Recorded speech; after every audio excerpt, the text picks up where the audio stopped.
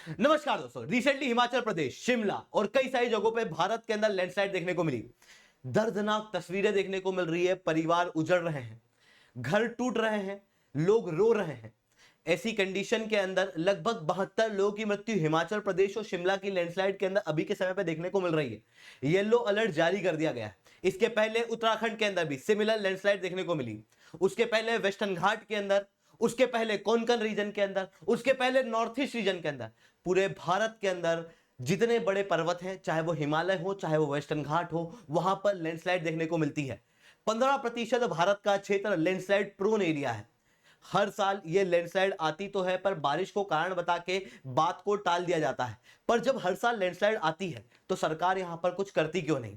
हर साल जब लाइफ और प्रॉपर्टी का नुकसान होता है तो उस प्रॉपर्टी और लाइफ के नुकसान को कम करने के लिए कोई स्टेप्स क्यों नहीं उठाए जाते?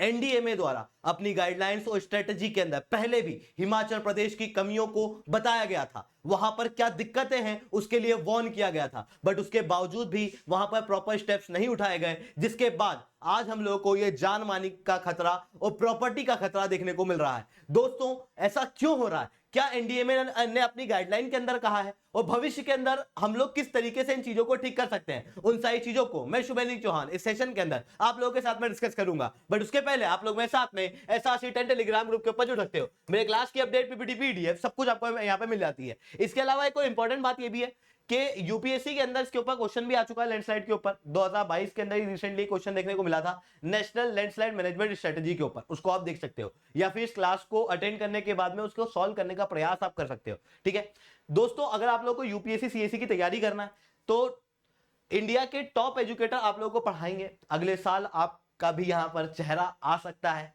अगर आप लोग हमारे साथ में उड़ान बैच के अंदर जुड़ते हो तो। उड़ान बैच का आखिरी बैच अभी चल रही है। इसके बाद हम लोग और कोई बैच नहीं लेंगे। This is the last ever batch जो अभी ली जा रही है, जहां पर मैं, Mahipal sir, Nidhi ma'am, Kinjal sir, Anirudh sir जैसे टॉप एजुकेटर आप लोगों को पढ़ाने वाले हैं। जहां पर आपको 900 से ज्यादा लाइव क्लास मिलेगी, टॉपर्स के द्वारा क्लासेस मिलेंगी, मेंस और प्रीलिम्स की टेस्ट सीरीज आप लोगों को मिलेगी, साथ में गाइडेंस आप लोगों को दी जाएगी आपकी पूरी तैयारी के अंदर। प्रीलिम्स, मेंस और इंटरव्यू तीनों के लिए तैयार जो है वो आप लोगों को कराया जाएगा केवल 9,999 के अंदर। उसके अंदर भी अगर आप कोड यूज करोगे SRC10 तो आप लोगों को डायरेक्ट डिस्काउंट जो है अवेलेबल होंगे। SRC10 कोड का यूज करने के बाद में आप लोगों को मेरे द्वारा 1-on-1 मेंटरशिप जो है वो मिलने वाली है। तो दोस्तों, 31 अगस्त के पहले अपने आप को एनरोल कर लो। उसके बाद में हम लोग बैचेस के अंदर किसी को भी नहीं लेने वाले हैं। अगर आप हिंदी मीडियम के हो तो आप लोग बोध बैच के अंदर हमारे साथ में जुड़ सकते हो। ठीक है, अगर आप ऐसे बच्चे हो जो 2024 के लिए तैयारी कर रहा है, जिसको चाहिए कि भविष्य के अंदर भी हमारे जो क्रैश कोर्स आएंगे, एनसीईआरटीज की बैचेस आएंगी, उनका भी एक्सेस मिले, इवन जितने भी ऑप्शनल के कोर्सेज है उनका एक साथ एक्सेस मिल जाए, तो आप 19,999 के अंदर ये कोर्स हमारा ले सकते हो पाथ फाइंडर पास करके। जिसके बाद 24 महीने तक जो टेस्ट है, जो लेक्चर्स हैं, जो भी हमारी ऑफरिंग है, उन सबका एक्सेस जो है वो आप लोगों को मिल जाएगा। यहां पर कोड यूज करना है SRC10, जिसके बाद में आप लोगों को मेरे द्वारा 1-on-1 मेंटरशिप मिलेगी। ठीक है, अगर आप लोगों को ऑप्शन पढ़ना है तो आप लोग, हमारे पास में 4 ऑप्शन है। 9,999 के अंदर ये भी आप लोगों को पड़ जाएगा। ऑप्शन के साथ में जीएस का कॉम्बो लेते हो तो वो आपको 16,999 के अंदर पड़ जाएगा। SRC10 कोड का आप लोगों को यूज करना होगा। चलिए दोस्तों, अब समझने का प्रयास करते हैं यहाँ पे हुआ क्या। देखो, जब हम लोग बात करते हैं लैंडस्लाइड की, तो लैंडस्लाइड के ऊपर पहले क्वेश्चन भी आ चुका है, ये आप क्लियरली देख सकते हो, डिजास्टर मैनेजमेंट का पार्ट है। तो सबसे पहले डेफिनेशन आ जाती है लैंडस्लाइड होता क्या है। लैंडस्लाइड का मतलब होता है कि जब ये जो जमीन है, ये जो एरिया है, अर्थ की डेब्रीज है, उसका डाउनवर्ड फ्लो होना ग्रेविटी की वजह से, उसे हम लोग लैंडस्लाइड कहते हैं। ये एक प्रकार की मास वेस्टिंग होती है। और जब ये लैंडस्लाइड हम लोगों को दिखाई देती है तो ये एक नेचुरल प्रोसेस है माउंटेन वाले रीजन के अंदर। हालांकि कुछ एंथ्रोपोजेनिक कारण है जिसकी वजह से ये लैंडस्लाइड जो है वो और ज्यादा फ्रीक्वेंट होती हुई दिखाई देती है। अब ये क्या कारण है वो एनडीएमए ने बताए थे। हिमाचल प्रदेश के अंदर 2019 के अंदर भारत के अंदर नेशनल लैंडस्लाइड मैनेजमेंट स्ट्रेटेजी का जब डॉक्यूमेंट तैयार किया जा रहा था तो एक टास्क फोर्स बनाई गई थी, जिसने ग्राउंड लेवल पे जाके स्टेक होल्डर से बात करी, फील्ड के ऊपर सर्वे करा, पूरे भारत के अंदर रिसर्च करी लैंडस्लाइड को लेके, और इन्होंने भारत के डेवलपमेंट में, हिमाचल के डेवलपमेंट में कई सारी कमियां जो है वो निकाली हैं। हम लोग इस सेशन के अंदर हिमाचल की कमियों को देखेंगे। जैसे हिमाचल प्रदेश के अंदर क्या कमियां देखने को मिल रही है, तो आपने वीडियो के अंदर एक एक घर गिरता हुआ देखा होगा। आप एक बात बताओ मेरे को कि नॉर्मल भारत का घर और इस घर में क्या अंतर है? भारत के अंदर दिल्ली के अंदर एक घर बना हुआ है, मध्य प्रदेश के अंदर एक घर बना हुआ है, और हिमाचल प्रदेश के अंदर एक घर बना हुआ है, इसके अंदर क्या अंतर है? कोई अंतर नहीं दिखाई दे रहा है। जबकि हिमाचल प्रदेश एक पहाड़ी क्षेत्र है, वहां की ज्योग्राफी अलग है, और उसकी ज्योग्राफी के अनुसार घरों का निर्माण अलग रूप से होना चाहिए। जैसे ऊपर बर्फ आती है तो छत इस तरीके से होना चाहिए, अंदर नींव जो है वो अंदर गहरी होना चाहिए, मजबूत होना चाहिए, तभी ये घर जो है मजबूती से खड़ा रहेगा। प्रॉपर रूप से बिल्डिंग कोड को फॉलो किया जाना चाहिए। इस तरीके से ट्रेडिशनल घर बनना चाहिए, जिसके कारण से जान मान की हानि जो है वो कम हो। हिमाचल प्रदेश के अंदर कई सारी जगहों पर ये घर दिखाई देते हैं, पर मोस्टली ये जो दिल्ली वाला प्लान है वो हिमाचल प्रदेश के अंदर, उत्तराखंड के अंदर कॉपी होता हुआ दिखाई दे रहा है। और केवल ट्रेडिशनल घरों की क्या बात कर रहा हूं मैं, गवर्नमेंट बिल्डिंगों को आप वहां पे जाके देख लेना, गवर्नमेंट बिल्डिंग का भी आपको यही हाल मिलेगा। क्योंकि प्रॉपर रूप से जो डिजाइन है, जो बिल्डिंग कोड है, जो स्टैंडर्ड है, जो एनडीएमए द्वारा बताए गए, उनको फॉलो नहीं किया गया। इंफ्रास्ट्रक्चर जो है वो इनएडिक्वेट है। साथ में हाउसिंग और बिल्डिंग के अंदर जो मजबूती होनी चाहिए, जो नींव गहरी होनी चाहिए, वो नहीं की है। क्योंकि नींव को गहरी करते हैं तो पैसे ज्यादा लग जाते हैं, तो पैसे बचाने का प्रयास जो है वो लोग करते हैं। दूसरा कि लैंड यूज प्लानिंग नहीं है, किस तरीके से लैंड का प्रयोग करना है। मतलब आपको पता है कि यार ये वाला जो स्लोप है ये 70 डिग्री का है, तो इसके ऊपर घर ना बने। हम लोगों को पता है कि यार इस क्षेत्र के अंदर लैंडस्लाइड ज्यादा होती है, तो उस क्षेत्र के ऊपर घर प्रॉपर्टी इनका निर्माण ना हो, ताकि नुकसान ना हो। इस तरीके से लैंड यूज की एक प्रॉपर पॉलिसी होनी चाहिए। पर भारत के अंदर ना तो स्टेट में, ना नेशन में, ना लोकल लेवल पे लैंड यूज प्लानिंग या तो है नहीं, और है तो उसे प्रॉपर रूप से इंप्लीमेंट नहीं किया जा रहा है। तीसरी चीज ये है पहाड़ी क्षेत्र, भारत के हिमाचल प्रदेश के रीजन के अंदर, उत्तराखंड वाले रीजन के अंदर आप देख सकते हो कि किस तरीके से अनप्लान्ड अर्बनाइजेशन हुआ है। साथ में आप खुद सोचो, जब आप गर्मी के समय पे कहीं घूमने जाने का कहते हो तो आपके दिमाग में कौन सी जगह आती है? नॉर्दर्न भारत में जनता है, उत्तराखंड होके आए क्या, हिमाचल प्रदेश होके आए क्या? टूरिज्म। गर्मी के समय पे टूरिज्म जो है वो एक बहुत important source of income Himachal Pradesh के लिए होता है, जिसके कारण से यहाँ पर पूरा जो डेवलपमेंट है वो समर टूरिज्म के अंदर जो ढेर सारे लोग आते हैं उनको एकोमोडेट करने के लिए भी किया जाता है। दूसरा कि यहाँ पर जो इंफ्रास्ट्रक्चर क्रिएट किए जाते हैं उसके अंदर जो अर्बन प्लानिंग है वो गड़बड़ है, अनट्रीटेड सीवेज है, क्रॉनिक वाटर शॉर्टेज है, और अनप्लान्ड अर्बन ग्रोथ देखने को मिलती है। इवन वेजिटेशन, यानी कि यहाँ पर कभी पेड़ पौधे हुआ करते थे, इस तरीके से ये पेड़ काट के यहाँ पे घर बना दिए गए, जिसके कारण से लैंडस्लाइड का खतरा और बढ़ जाता है। क्योंकि अगर पेड़ होते हैं तो अगर ये पर्वत है, इसके ऊपर ये पेड़ है या घास है, तो ये घास और पेड़ क्या करेंगे, चीजों को जकड़ के रखेंगे।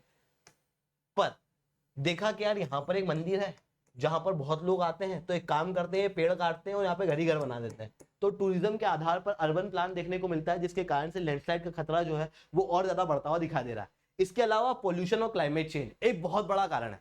आप देखना, हिमाचल प्रदेश, उत्तराखंड और हिमालय वाले रीजन की जो ज्योग्राफी है ये अपने आप में बहुत ही ज्यादा ससेप्टिबल है।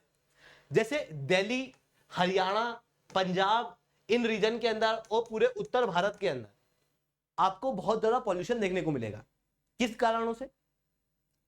हो सकता है फसल को जलाया जा रहा हो सकता है दिल्ली के अंदर एक बहुत बड़ा इंडस्ट्रियल रीजन है जहां से पॉल्यूशन हो रहा, जिसके कारण से क्या होता है कि यहां से जो धुआं उठता है वो धुआं जो है वो फैल नहीं पाता, वो हिमालय के यहां पर आके रुक जाता है और अटाल का फॉर्मेशन होता है।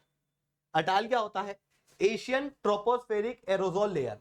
ये जो एशियन ट्रोपोस्फेरिक एरोजोल लेयर है इसका फॉर्मेशन होता है, यानी कि छोटे छोटे पॉल्यूशन के कारण जो है वो एटमॉस्फेयर के अंदर ढेर सारे हो जाते हैं। अब आपने सुना होगा बारिश का मैकेनिज्म। बारिश का मैकेनिज्म क्या होता है कि एक छोटा कण है, उसके ऊपर छोटी छोटी पानी की बूंदे इवोपरेशन के बाद में उस छोटे से कण के ऊपर चिपक जाती है, और ये ऊपर जाते जाते जाते जाते और क्लाउड का फॉर्मेशन होने लगता है।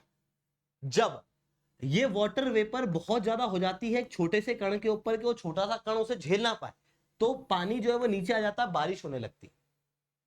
पर अगर ये छोटे छोटे कण बहुत ज्यादा हो जाएंगे तो क्या होगा? तो ना एक कण के ऊपर बहुत ज्यादा पानी इकट्ठा होगा नहीं बहुत समय तक, जिसके कारण से क्लाउड बड़े होंगे पर बरसेंगे नहीं बहुत समय तक, और जब बरसेंगे तो अचानक से ये सारा पानी नीचे आएगा, जिसके कारण से बहुत तेज बारिश देखने को मिलेगी, क्लाउड बर्स्ट देखने को मिलेगा। तो क्लाउड बर्स्ट, बारिश का एक बड़ा ज्यादा बारिश हिमालय वाले रीजन के अंदर अचानक से होने का एक बड़ा कारण ये भी है कि वहां पर एरोजोल लेयर का फॉर्मेशन हो रहा है। इतना ही नहीं, यहां पर पॉल्यूशन के बढ़ने की वजह से क्या हो रहा है, पॉल्यूशन के बढ़ने की वजह से ग्लोबल वार्मिंग इफेक्ट दिख रहा है, जिसके कारण से बर्फ जो है वो पिघल रही है।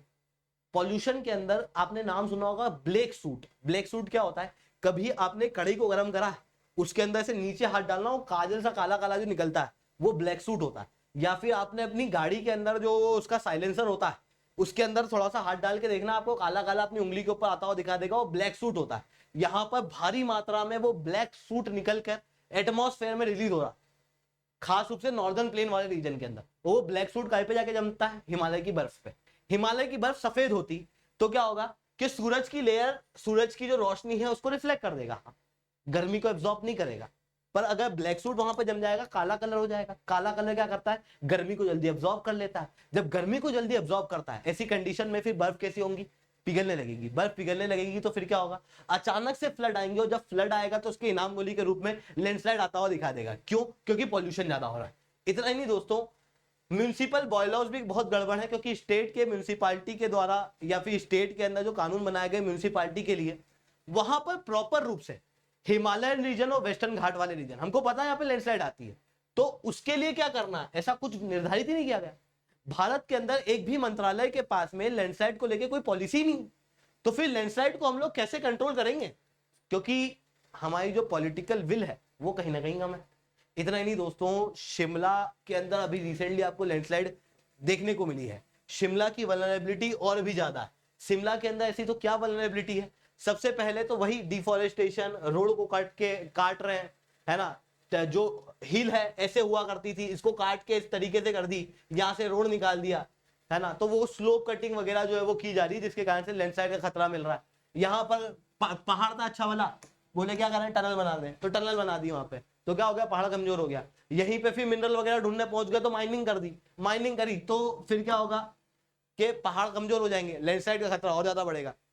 शिमला के अंदर लैंडस्लाइड का खतरा बढ़ने का एक बड़ा कारण यह है कि जब अंग्रेजों के समय पे शिमला को बनाया गया था, तो बनाया गया था 25,000 लोगों के लिए। आज कितने लोग बस हैं, 3 लाख। शिमला की कैपेसिटी है कि वहां पर पॉपुलेशन डेंसिटी 450 तक रह सकती है। आज कितनी है, 2,500 से 3,000। ऐसी कंडीशन के अंदर शिमला के ऊपर क्या बर्डन नहीं पड़ेगा, शिमला के ऊपर बर्डन बढ़ रहा है, क्योंकि पॉपुलेशन डेंसिटी बढ़ रही है। फिर लोग क्या कर रहे हैं, जब बहुत ज्यादा पॉपुलेशन है, जगह नहीं मिल रही रहने के लिए, तो कहीं पे भी घर बना रहे हैं। जनरली 30 डिग्री से ज्यादा का अगर स्लोप होता है तो वहां पर घर नहीं बनाना चाहिए। 90% घर शिमला के अंदर, सेंट्रल शिमला के अंदर ऐसे हैं जो 60 डिग्री के स्लोप पे है। ऐसी कंडीशन में घर के गिरने के चांसेस ज्यादा है।